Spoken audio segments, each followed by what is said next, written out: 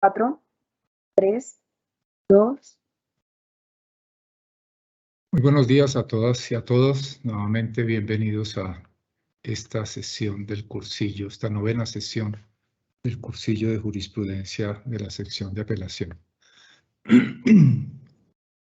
Bueno, hemos avanzado entonces ya bastante, diría.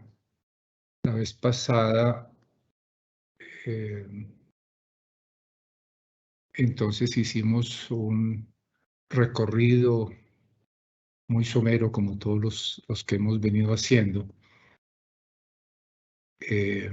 sobre el tema de víctimas, la acreditación de víctimas, la participación de víctimas.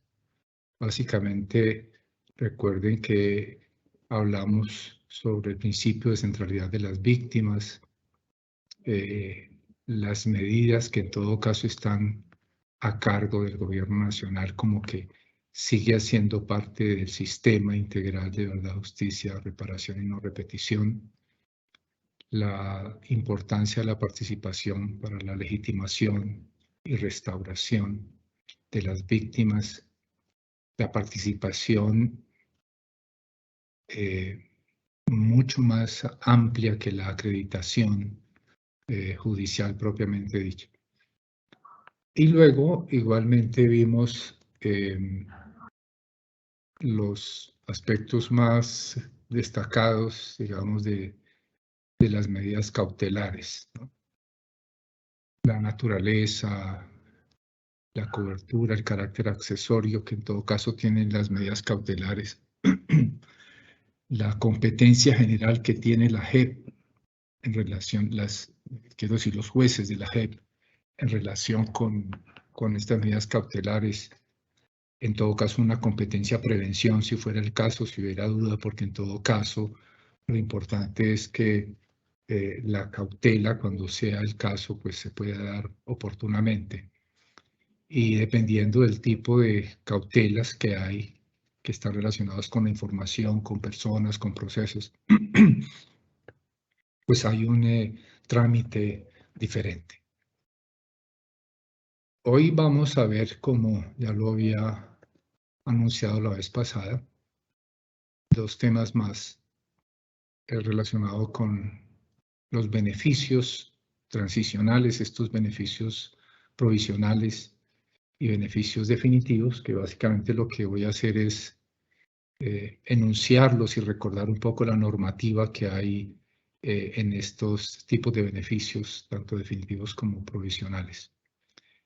Y posteriormente voy a referir los aspectos más importantes sobre, yo diría que uno de los temas también centrales del sistema, que es el régimen de condicionalidad, las condiciones que se requieren en todo caso para poder acceder a nuestra jurisdicción.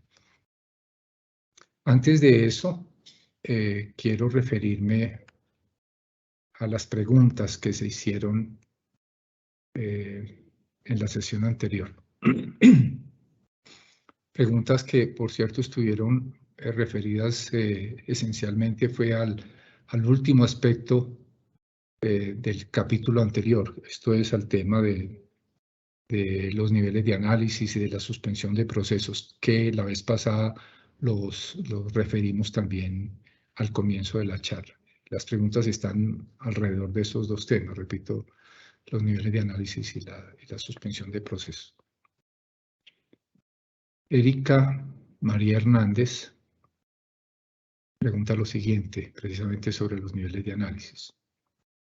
En relación con los niveles de intensidad analítica, para valorar el factor material, al momento de aceptar el sometimiento de un compareciente en donde el nivel de intensidad sería bajo, es posible analizar la relación con el conflicto a partir de una pieza procesal preliminar de la justicia penal ordinaria, como por ejemplo la indagatoria que haya rendido el compareciente ante la ordinaria, o con los testimonios rendidos por las víctimas, así no se haya proferido una decisión que defina la situación jurídica como la que impone medida de aseguramiento o la calificación del mérito del sumario.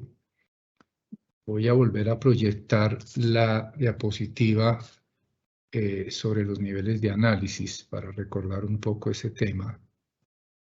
Está por acá arriba. Recuerden que decíamos en este tema de los niveles de análisis que en estos autos, especialmente en el 70, diría yo, reiterado después en el 720, se definió como un esquema analítico que facilitara el estudio de las solicitudes, de las distintas solicitudes de beneficios, empezando por el ingreso mismo.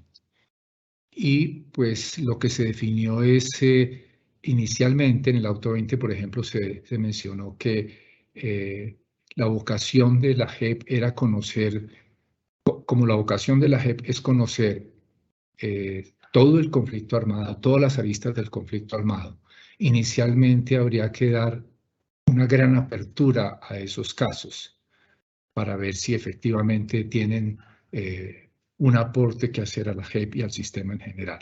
Entonces, digamos, hay mucha generosidad, por así decir, en la apertura, o debe haber mucha generosidad en la apertura, lo cual se irá apretando con el paso del tiempo y con el tipo de beneficio que se vaya dando. Una cosa es que puedan entrar y otras cosas que puedan tener un beneficio de mayor entidad, como sería las libertades, por ejemplo.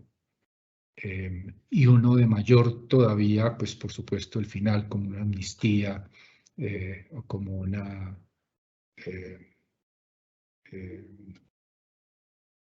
como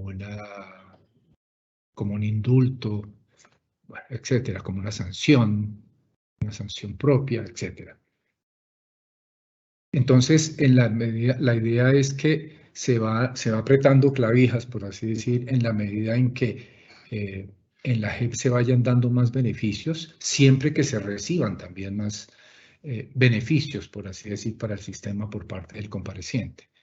Entonces es un gana-gana que se va calculando, y sobre lo que hablaremos un poquito adelante en el régimen de condicionalidad.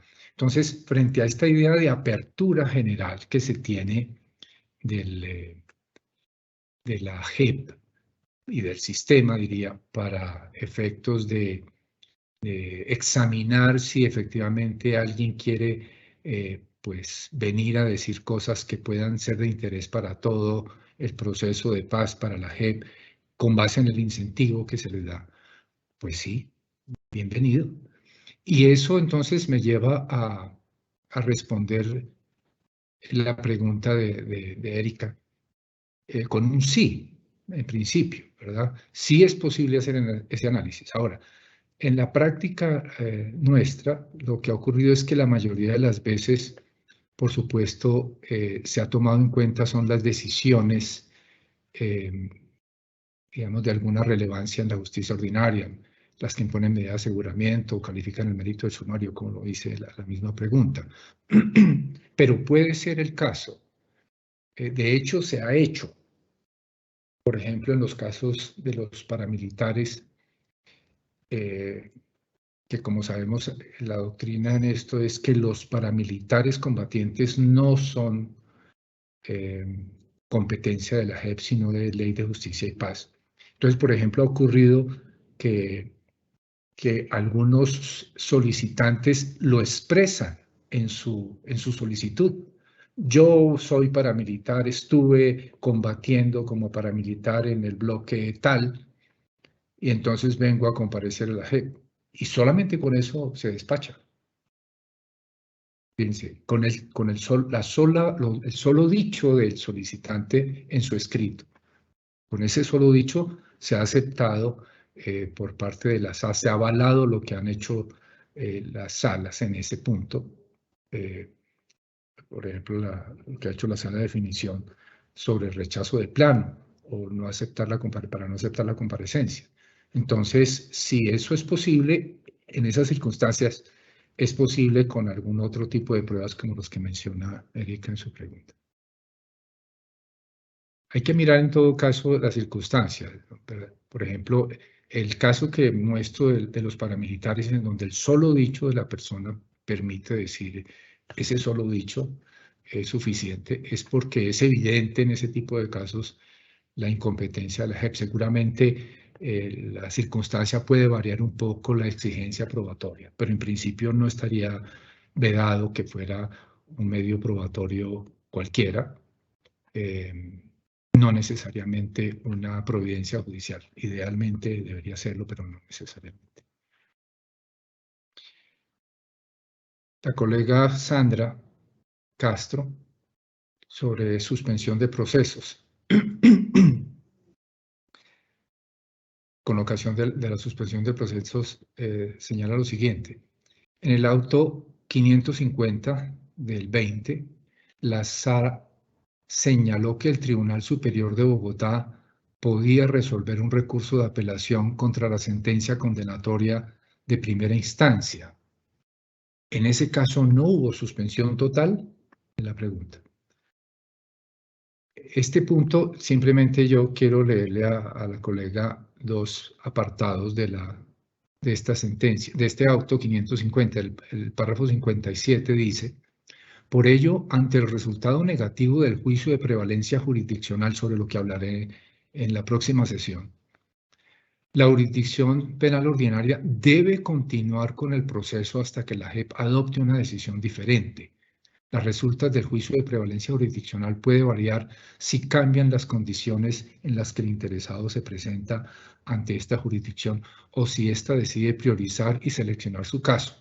Y en el 59.6 se dice: la presente decisión que revoca el ordinal 2 de la resolución impugnada no tiene vocación de suspender las diligencias de la jurisdicción penal ordinaria contra el interesado. Estas deberán seguir su curso hasta que la JEP adopte la decisión diferente. Entonces, frente a la pregunta concreta de si hubo suspensión total, esa sería la respuesta en estos dos párrafos. Repito, en este caso hablaré luego sobre este tema del juicio de prevalencia jurisdiccional. Este es el caso del general Ramírez Quintero, en donde la sala de definición, antes de tomar una decisión sobre si se conocía o no el caso, ordenó una serie de pruebas y dentro de ellas le pidió al general un compromiso claro, concreto y programado, y él objetó eso diciendo que él era un obligatorio. Entonces, por ser un compareciente obligatorio, no tenía por qué cumplir el compromiso. Sobre esto hablaré un poquito más adelante.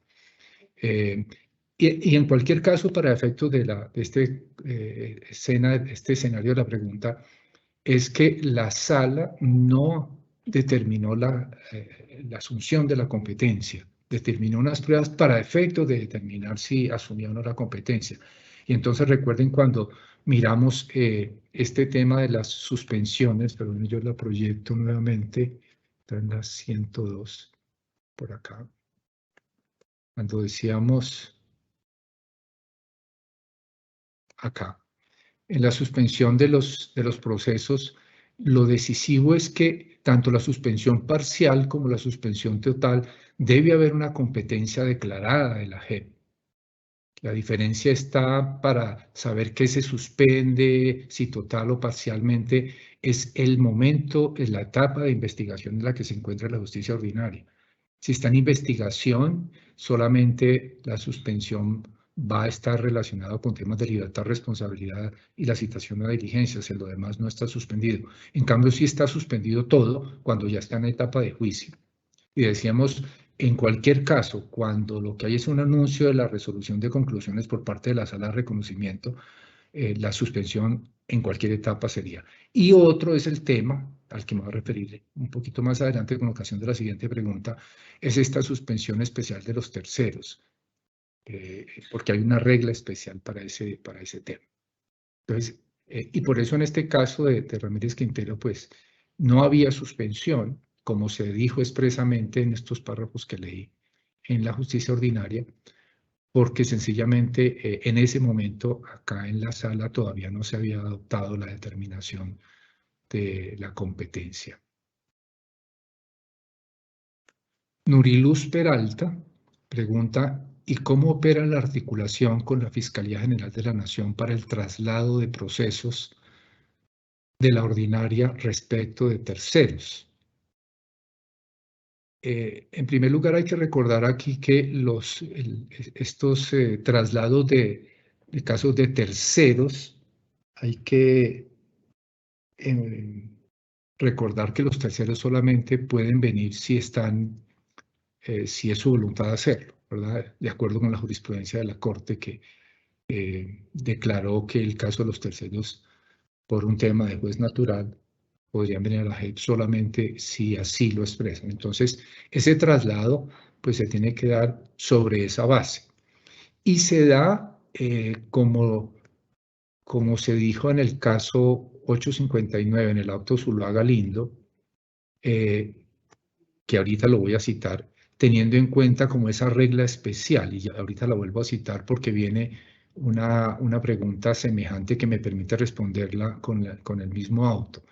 Y es que, bueno, pero por ahora, adicionalmente para lo de Nuriluz, hay que recordar esto que dije está expresamente señalado en el artículo 79, literal B. Al final de esa norma se dice lo siguiente: junto a los informes presentados por la Fiscalía, esta institución incorporará las compulsas de copias que le hayan sido remitidas por la Jurisdicción de Justicia y Paz creada por la Ley 975 para que por la JEP se determine si las conductas relacionadas son de su competencia conforme a lo establecido en el artículo 62 y 63 de esta ley, con excepción de aquellas relacionadas con conductas cometidas por terceros o agentes del Estado no integrantes de la fuerza pública que no hayan manifestado previa, expresa y voluntariamente su intención de someterse a la JEP.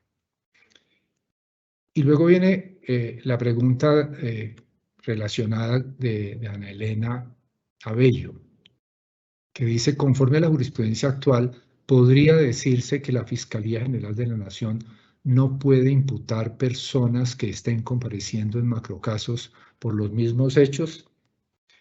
Como esa es una pregunta que cualquiera que conozca esto de cerca sabe que está referida, o por lo menos puede estar referida, al caso del general Montoya, con ocasión de lo que dispuso la Fiscalía. Ahí no quisiera yo decir mucho para no comprometer mi opinión, pero creo que eso está respondido, Ana Elena, en el caso Zuluaga Lindo, que de hecho lo miramos la vez pasada, y voy sencillamente a recordar dos párrafos que sirven también para la pregunta anterior sobre la suspensión de los procesos penales. Este es el caso Zuluaga Lindo, el auto 859. Yo creo que con eso queda respondida la pregunta claramente. Estaba desde la vez pasada. La SA precisa que por regla general la suspensión de las actuaciones judiciales ordinarias por cuenta de la aplicación del derecho transicional solo se produce cuando quiera que se trata de un asunto que cumple todos los factores de competencia y existe una decisión judicial que verifica su satisfacción. O sea, ya cuando aquí se asume la competencia. En esos eventos, si la actuación se encuentra en fase de investigación, entonces ya lo que habíamos señalado, viene la suspensión parcial y solamente pueden, digamos, adoptarse decisiones relacionadas con libertad, responsabilidad, citación, práctica, diligencias. No pueden adoptarse esas decisiones. Cuando lo que ya había dicho, en el caso de la suspensión total, porque está en el estadio de juzgamiento, no se puede adoptar ninguna. Y cuando, en todo caso, hay un anuncio de la resolución de conclusiones, pues la suspensión es total, tanto en etapa de investigación como en etapa de juicio. Y el caso de la suspensión especial de la regla del artículo 47, que era la pregunta anterior, para el caso de los terceros, pues es desde el momento en que se formula la solicitud de sometimiento a la JEP. A la JEP. Entonces, lo que suele ocurrir, como se aclaró en este auto, es que se hacen solicitudes de sometimiento por terceros a la justicia ordinaria, no a la JEP. Entonces, mientras no esté en la JEP, con las, recuerden como lo decíamos la vez pasada, con las actuaciones judiciales necesarias para el efecto, entonces desde ese momento de la solicitud a la JEP, en el caso de los terceros, la solicitud a la JEP, siguiendo esta regla especial del artículo 47 de la 1922. En ese caso sí se suspende, pero tiene que estar la solicitud en la JEP de terceros. En los casos de los comparecientes obligatorios no es la solicitud, sino la decisión por parte del juez que esté a cargo en la JEP del caso, la decisión de que efectivamente asume competencia. En donde, recuerden, las salas han dispuesto y en apelación se ha avalado que antes de la decisión en muchas ocasiones se practican pruebas y no necesariamente la práctica de pruebas es una forma de tomar la decisión de que se es competente, sino que precisamente practican esas pruebas para mirar más claramente si hay materiales probatorios para determinar o no la competencia, que es lo que lleva muchas veces al rechazo de plano o a la inadmisión por incompetencia. Y finalmente, en estas preguntas está una de Mateo Merchan. ¿Existe alguna consideración especial para los comparecientes que también han sido acreditados como víctimas en algunos casos, como reclutamiento? Yo no sé, Mateo, si existe alguna consideración especial. Por ahora lo que puedo decir es que no tenemos todavía jurisprudencia sobre el tema. Muy bien. Estas son entonces las respuestas que les traje para estas preguntas. Vamos entonces ahora sí a lo que tenemos previsto para hoy.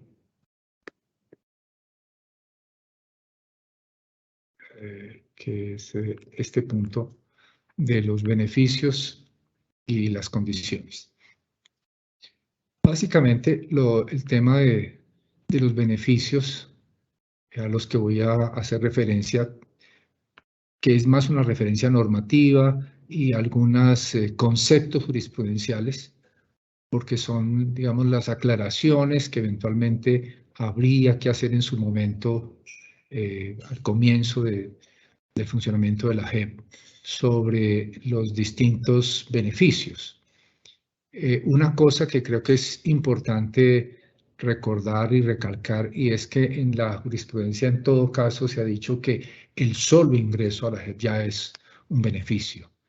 Y yo creo que esa es una jurisprudencia que se ha mantenido allí constante porque yo creo que efectivamente el hecho de estar en la JEP, como recuerdan, ya produce la suspensión del proceso y eso ya es un beneficio para efectos del solicitante.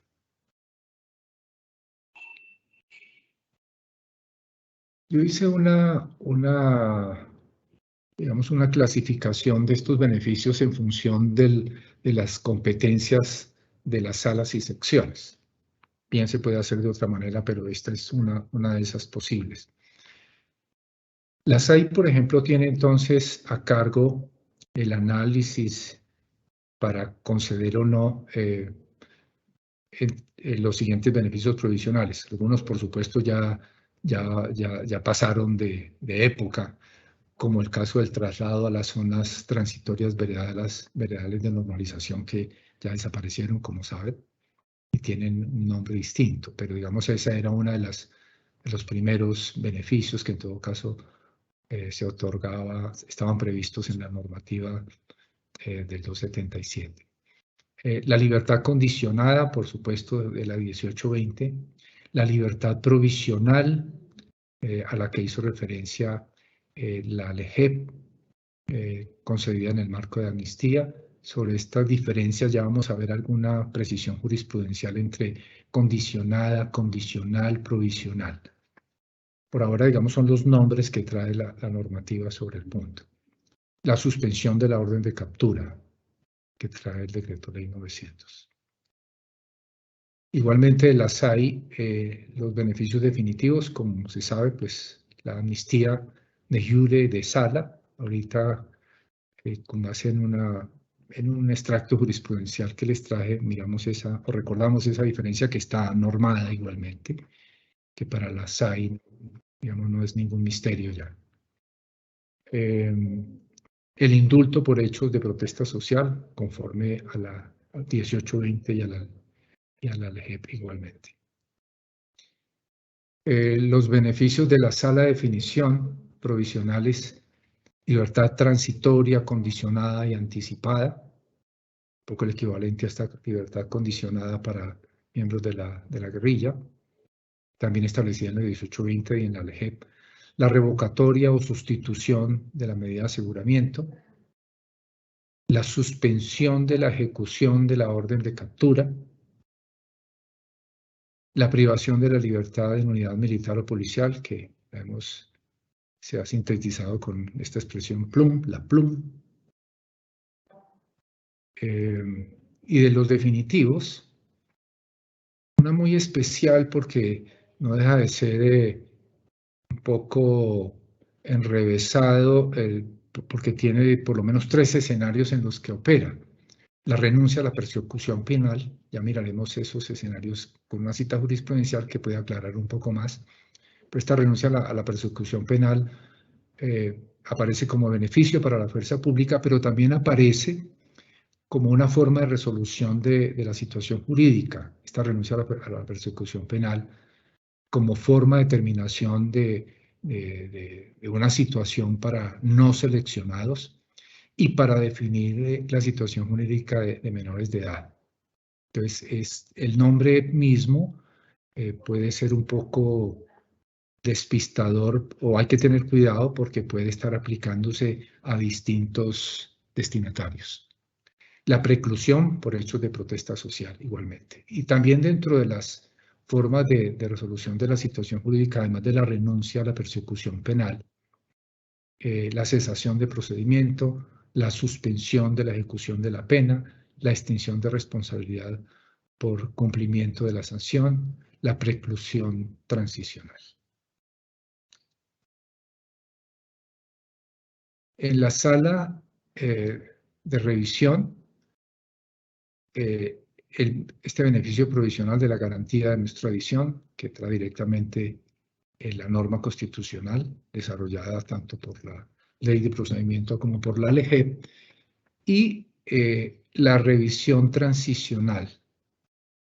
Sobre esta revisión transicional, que la puse en rojo para acordarme, en la próxima sesión tengo un invitado especial para que nos hable particularmente de esta acción de revisión que es muy, muy particular y muy interesante analíticamente para distinguirla de la acción de revisión ordinaria, que tiene por supuesto, diferencias importantes. Y la sustitución de la sanción penal, por supuesto que es otra de las funciones, otro de los beneficios definitivos a cargo de la sección de revisión. Y finalmente, pues, diría que, digamos, una que a veces se discute si debería ser considerada un beneficio o no, a mí me parece que lo es, efectivamente, que son las salidas del país. Y esto pues lo puede tener cualquiera de las salas o secciones según en donde se encuentra el caso.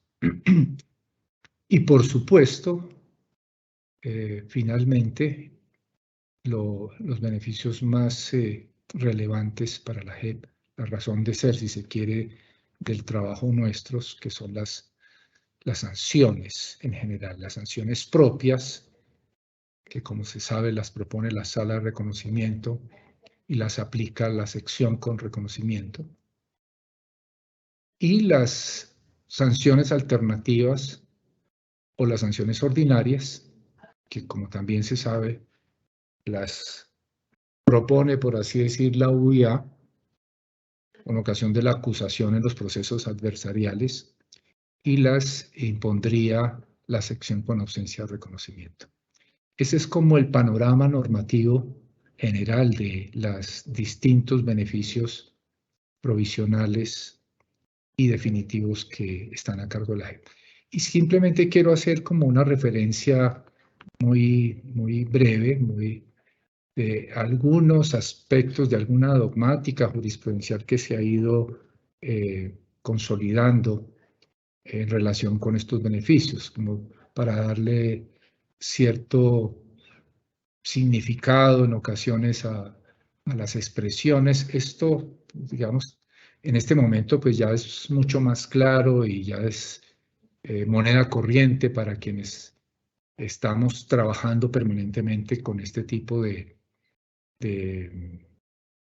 beneficios. Pero originalmente, por ejemplo, en el auto 15, todavía era necesario hacer las explicaciones de lo que era cada una de estas medidas. Aquí simplemente recuerdo algún párrafo donde se decía cómo la libertad transitoria condicionada anticipada es un beneficio de exclusiva destino para los agentes del Estado y que para el caso de los agentes agentes del Estado, miembros de la fuerza pública, trae aparejado algo especial que es el levantamiento de la suspensión del ejercicio de funciones y atribuciones. Esto, digamos, pues ya es, como digo, moneda corriente que originalmente fue necesario ir aclarando, ir esclareciendo los contenidos de estas expresiones normativas tan novedosas.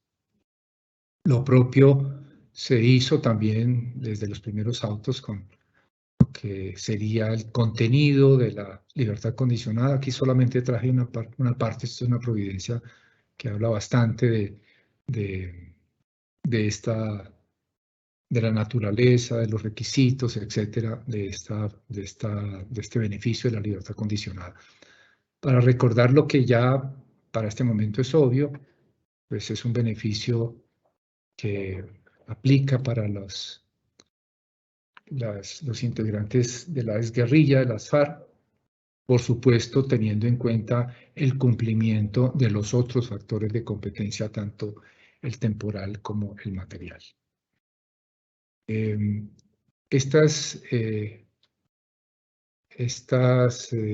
la CENIT 2 se hizo una distinción porque apareció en la LEGEP, apareció después la noción de la expresión libertad provisional. Entonces, como que llamaba la atención si era que estábamos hablando de otra cosa diferente, si estábamos trayendo de justicia ordinaria algún contenido normativo que era necesario aplicar acá, etcétera.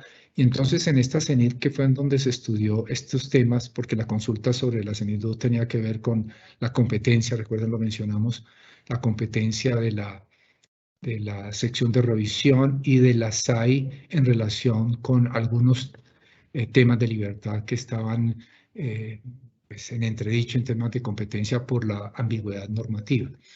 Y entonces allí le diría de abajo para arriba. Allí lo que se dijo es que, bueno, en primer lugar que no había una distinción sustancial entre la expresión libertad condicionada y libertad condicional, porque finalmente están sujetas a los mismos condicionamientos del sistema. Tanto las libertades condicionadas como las condicionales pueden ser sometidas también a la revisión y supervisión que le corresponde entonces eventualmente a la sección de revisión.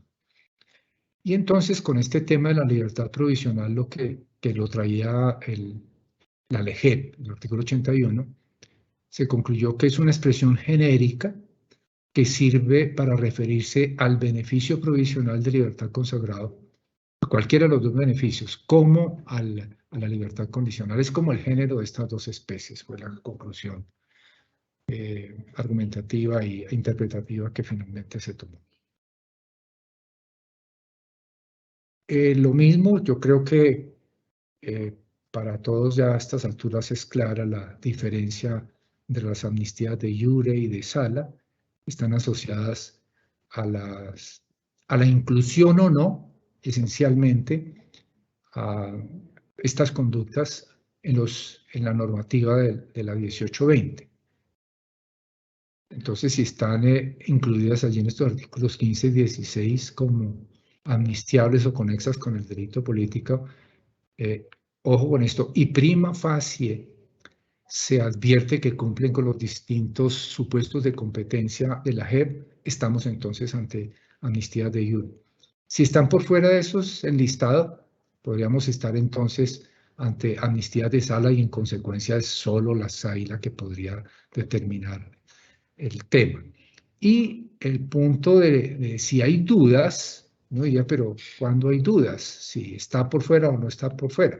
Pues hay dudas eventualmente cuando no se cumplen los factores de competencia eventualmente. Entonces piense, por ejemplo, una conducta que esté incluida dentro de estos artículos, pero el caso concreto refiere a alguien no acreditado FARC o alguien acreditado FARC, pero que cometió la conducta con posterioridad al 2016. Entonces, pues, digamos, ahí ya no se puede hablar de amnistía de una u otra naturaleza. Entonces, en todo caso, estas dudas deben estar resueltas en cada caso concreto, tomando en consideración también no solo la inclusión en la normativa correspondiente, sino mirar si se cumple en prima facie, como se dice acá, los requisitos, los requisitos competenciales personal, temporal, por ejemplo. La renuncia a la persecución penal, que como les decía en la presentación inicial, es de cuidado. La sala de definición, por supuesto, esto lo tiene muy claro, pero para quienes no están familiarizados con el tema, es bueno recordar nuevamente, y aquí lo precisamos en esta sentencia, que estos tratamientos no sancionatorios, la renuncia a la persecución penal, opera en tres clases de supuestos. Por un lado, aparece para ser aplicado a quienes no fueron o no serán seleccionados para juzgamiento y sanción. Por ejemplo, porque no tuvieron una participación determinante, es como el caso típico. De otro lado, esta renuncia también es un tratamiento diferenciado para agentes del Estado, cuando se trata de integrantes de la fuerza pública y procede de manera simultánea a mecanismos aplicables a los miembros de la guerrilla, por delitos que no se consideran de máxima gravedad. Y por último, hay una regla, digamos, específica, especial, que se aplicaría a la renuncia a la persecución penal para definir la situación jurídica de los menores de edad, menores de 18 años, que hubieran cometido delitos con causa o con relación con el CAN. Entonces es una expresión ambigua y que hay que tener cuidado, repito, en función de los destinatarios. Sobre este tema, este es un tema que se va a poner de moda mucho más pronto que tarde en la sala de definición con ocasión de lo que empieza a llegarle a la sala por las rutas de las exclusiones que tenga que hacer la sala de reconocimiento y también por la SAI. Previendo todo esto, digamos, y sin perjuicio de los trabajos que sé que vienen adelantando en este momento en sala para las estrategias correspondientes sobre esa luz de trabajo que se les avecina al que ya tienen en la sala de definición. En esta sentencia, ya la misma sentencia anterior, la que citaba esta distinción, se hace la precisión de que la sala puede actuar de manera temprana para definir la situación jurídica, tal como lo está haciendo la SAI en materia de amnistías e indultos, en relación especialmente con estos delitos de menor entidad. Entonces yo creo que ahí viene un trabajo importante, decisivo, que va a ir de la mano con la definición que se viene dando en los macrocasos con los máximos responsables y en la sala de definición, por supuesto, con quienes no son máximos responsables, pero que pueden tener una participación en delitos graves. o en delitos no tan graves igualmente. Esta otra medida, la revocatoria y sustitución de la medida de aseguramiento, este otro beneficio, perdón. Aquí se señaló en esta providencia la articulación, el carácter complementario que tiene esta medida con la suspensión de las órdenes de captura, y se hizo un análisis en el que no hay tiempo para detallar, pero que es muy relevante, esto lo saben muy bien las salas, sobre el tema de especialmente la sala de definición, sobre la dogmática que hay y las diferencias que hay, las excepciones que hay cuando se trata de delitos que no hayan cumplido, atribuidos a personas que no han cumplido todavía 5 años de prisión. Allí hay, repito, un debate interesante y una jurisprudencia cada vez más consolidada. ¿Cuándo es posible, en todo caso, la permisión de este beneficio, a pesar de que no se lleven todavía los 5 años de prisión? Allí hay una articulación con normas del Código de Procedimiento Penal. Y ya lo hemos dicho en otras ocasiones, por supuesto, la garantía de no extradición es otro de los beneficios para las FARC, ¿no? Integrantes de las FARC y algunas,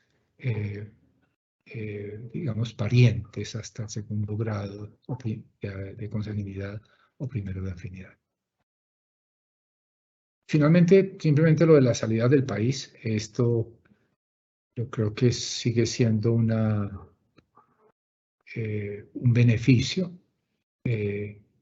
tanto así que si no se dan los requisitos, pues sencillamente, y así lo han hecho las salas y nosotros lo hemos confirmado, pues no se dan la salida, porque ha habido casos en donde la guerrilla, por ejemplo, simplemente pareciera querer notificar a la JEP de que me voy del país, y aquí se le ha dicho: usted no nos va a notificar, usted nos tiene que decir que va a salir y qué va a hacer, ¿verdad?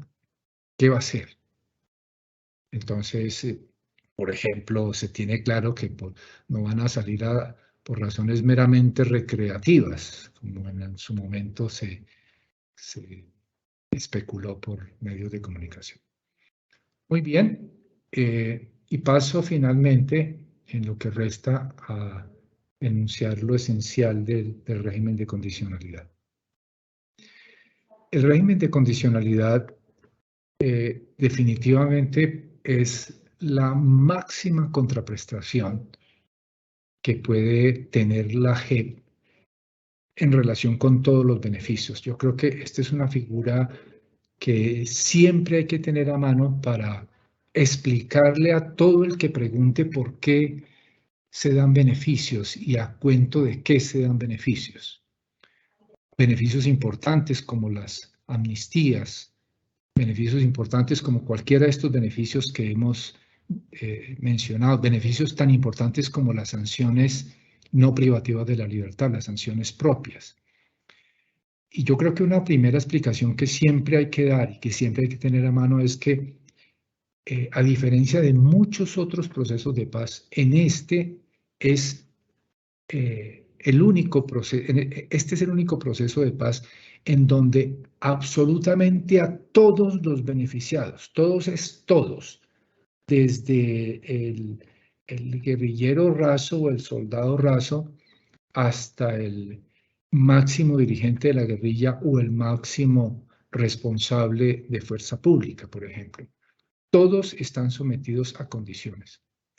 En ningún otro proceso de paz en Colombia, en donde se han concedido amnistías e indultos, como se sabe, se habían puesto condiciones. Pues en este sí, todos están sometidos a condiciones que van siendo y van a ser, digamos, graduales en función del tipo de responsabilidad que esté involucrada, ¿verdad? Del tipo incluso de colaboración que se tenga con el sistema mismo, esto es, con las víctimas mismas. Entonces yo creo que el régimen de condicionalidad es la carta que tiene la JEP permanentemente para esgrimirle a todos aquellos que eventualmente consideren que esto es simplemente una justicia de beneficios y pare de contar. Esto no es solamente una justicia de beneficios, es una justicia de beneficios con exigencias, con condiciones. Y yo creo que eso siempre hay que tenerlo en el radar. No solamente para efectos de la comunicación pública, sino para efectos de nuestra propia labor judicial, por supuesto.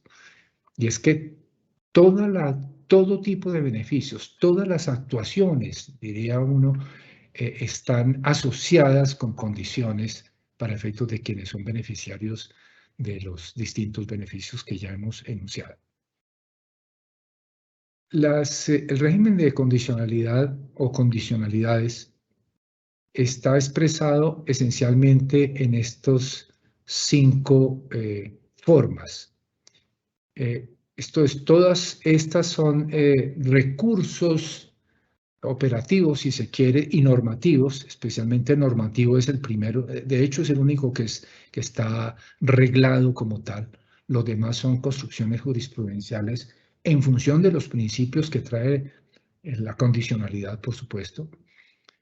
El acta inicial, ¿verdad?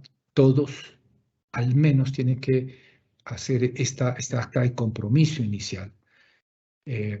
Y luego, en función del tipo de responsabilidad, repito, la jurisprudencia ha ido, y el tipo de compareciente, la jurisprudencia ha ido forjando requerimientos cada vez mayores, en función del tipo de compareciente y en función del tipo de responsabilidad, insisto. Entonces, por ejemplo, desde la CENIT 1 se dispuso la necesidad de que ciertos comparecientes, incluso todos los comparecientes, además del acta inicial, si fuera necesario, llenen también el formulario F1, que es un formulario en el que se pide más información, básicamente, sobre lo que sepa la persona. En el caso inicialmente, por ejemplo, de los terceros, esto se estableció el famoso compromiso claro, concreto y programado. Se estableció en los casos de Ashton, Char y Sierra de Alemán, los autos 19, 20, 21 respectivamente, para señalarles a los voluntarios que a pesar de querer venir, pues aquí la cosa no era, estoy acá, inmediatamente suspendanme mi proceso, porque ya saben las consecuencias que eso tiene de venir, en el caso de los terceros, de solamente pedir acá a la JEP, quedaría suspendido y quedan, pues, digamos, en el mejor de los mundos posibles, porque aquí no, sobre todo si no se ha tomado la decisión definitiva, pues aquí quedan bien y allá también quedan bien porque no ha pasado nada. Entonces, el compromiso, el claro, concreto y programado, inicialmente exigido para los terceros voluntarios, igualmente ha sido una buena herramienta jurisprudencial para eventualmente también exigirlo, no como requisito para exigirlo a los obligatorios, no, obviamente no como requisito para el ingreso, porque pues es obligatorio el ingreso, entonces sería una contradicción, pero sí para, digamos, asegurar otro tipo de beneficios eventualmente que puedan estar pendientes para resolver, como miraremos al citar un par de jurisprudencias que tengo para el efecto. Luego, hablamos en la jurisprudencia de no solamente un compromiso que sea tan completo como el que este sería, que incluye aspectos de reparación, no repetición, sino solamente un componente del mismo que sería el pacto de verdad, que, digamos, tiene otros destinatarios eventualmente, tanto un poco dependiendo de digamos, del grado de responsabilidad que puedan tener en el caso y del grado de compromiso que puedan tener con la JEP y el sistema en general. E igualmente hemos hablado de aportes a la verdad o aportes a la verdad plena.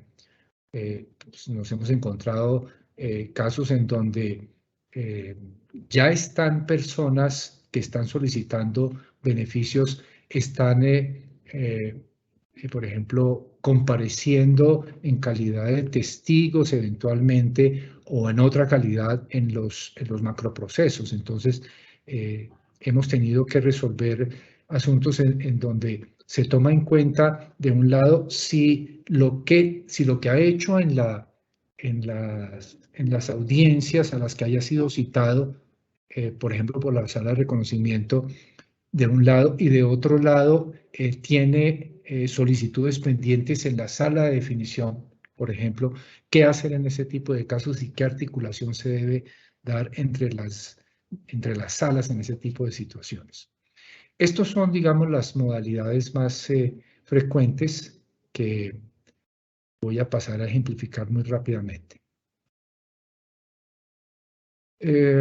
Bueno, antes de eso, recordar simplemente que en el acuerdo final de paz, si bien no se habló de la expresión régimen de condicionalidad, se utilizaron las expresiones que luego caracterizarían el régimen de condicionalidad. En el acuerdo, en el principio principio 13 del acuerdo sobre víctimas se habló de, por supuesto, de la necesidad de aportar verdad plena, reparar víctimas y garantizar siempre que tenga que accederse a algún beneficio. Esto mismo se repitió en el artículo 5 del Acto Legislativo 1 del 17, más o menos lo mismo, ya más desagregado, se repitió en la LEGEP, pero es en la LEGEP efectivamente en donde se empieza a hablar ya del régimen de condicionalidad con todas las letras, como se diría.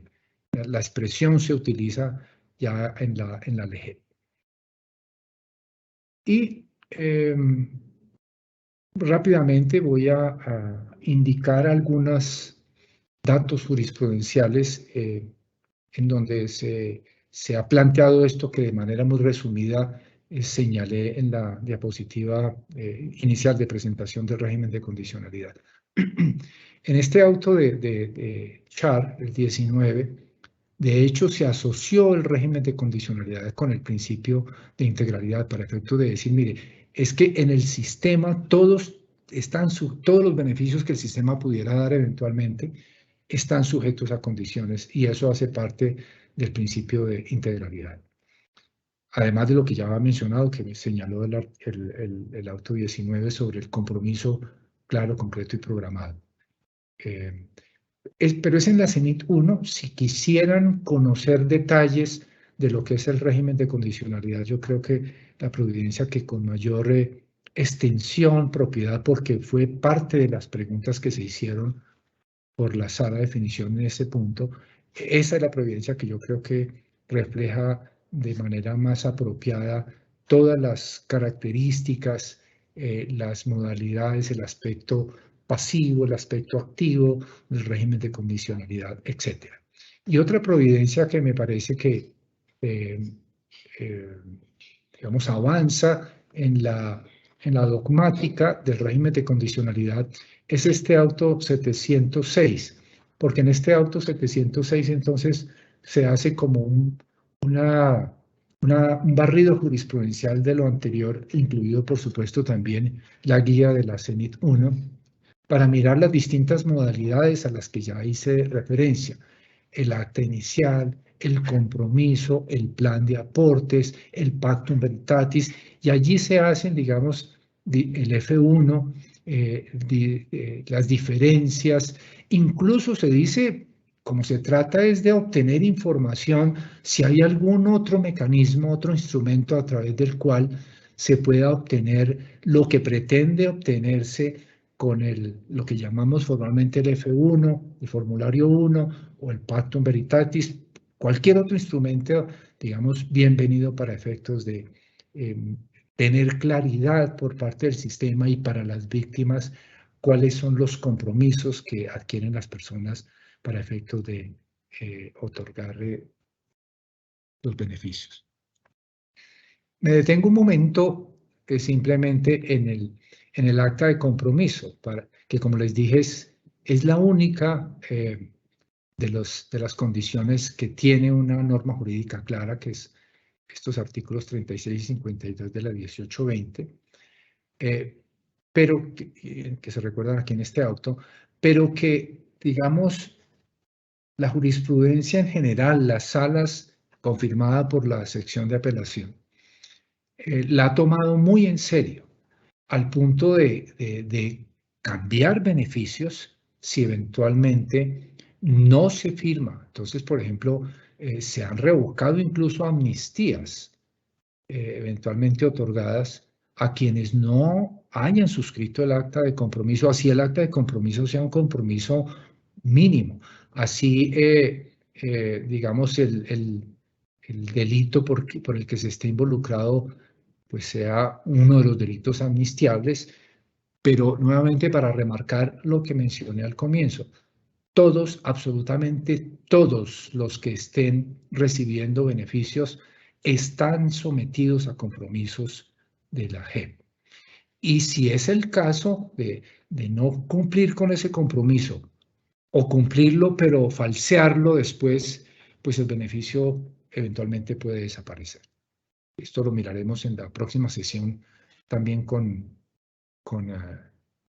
ocasión del punto que tocaré de las formas de exclusión de la G. Bueno, esta es otra providencia en donde se hacen otros detalles sobre el F1, el carácter, la importancia que tiene el F1 como el gran aporte a la verdad plena. Sabemos en apelación las dificultades de carácter operativo que ha generado el F1, pero creemos en las bondades que a la larga pueda tener este formulario para efectos digamos, de las víctimas finalmente, de que se obtenga la mayor verdad posible en relación con todos, no solamente con todos los macrocasos, sino con los casos individuales en general también. Recuerden que las víctimas también están preguntando normalmente por su caso. Excúsenme un minuto.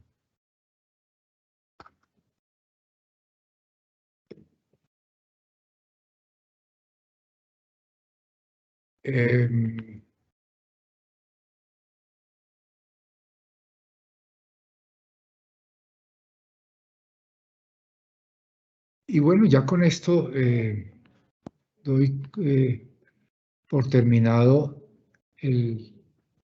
la referencia más gruesa, digamos, de los aspectos de beneficios provisionales y definitivos y del régimen de condicionalidad, sobre lo cual eventualmente, o eventualmente no, vamos a volver en la próxima sesión al hablar de las formas de exclusión, como quiera que las formas de exclusión están asociadas al incumplimiento del régimen de condicionalidad. Seguramente volveremos sobre el asunto. Seguramente habrá preguntas sobre esto, entonces eso me permitirá volver sobre el tema. Y espero igualmente darles unos ejemplos sobre lo que yo considero que es la jurisprudencia o uno de los, digamos, de los apoyos teóricos que normalmente están cruzando toda nuestra jurisprudencia, que es cierto pragmatismo cuando se trata de resolver dilemas normativos, hermenéuticos, aparentemente sin salida. Yo creo que el pragmatismo que debe gobernar el sistema de verdad, justicia, reparación en general y la jurisprudencia de la JEP en particular ha sido una ayuda insustituible. Nuevamente, muchas gracias por su compañía y nos vemos en 8 días.